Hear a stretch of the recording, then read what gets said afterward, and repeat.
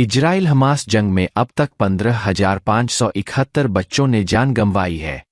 यूजन ने इजरायली हमलों में हुई इन हत्याओं को दुनिया के लिए शर्मसार माना है और इजराइल को लिस्ट ऑफ शेम में डाला दिया है। इजराइल पर लग रहे मानवाधिकारों के उल्लंघन के आरोपों को देखते हुए यूजन ने उसे ब्लैकलिस्ट कर दिया है। इजराइल अब उन देशों में शामिल है जो बच्चों को नुकसान पहुंचाता है।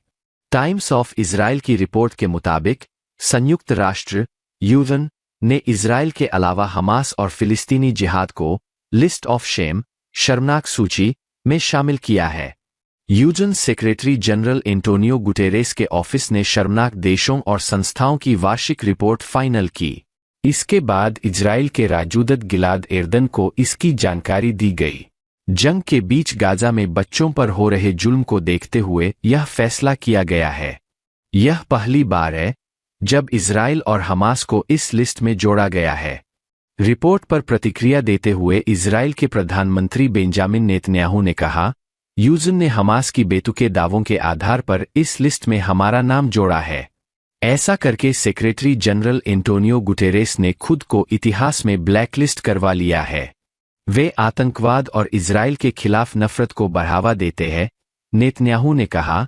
इजरायली डिफेंस फोर्स आईडीएफ पूरी दुनिया में सबसे ज्यादा इंसानियत रखने वाली सेना है।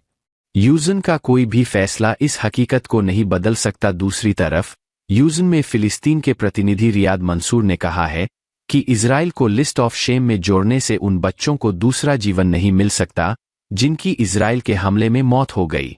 फिर भी यह इजराइल के अत्याचार के खिलाफ विरोध दर्ज कराने के लिए एक अहम कदम है।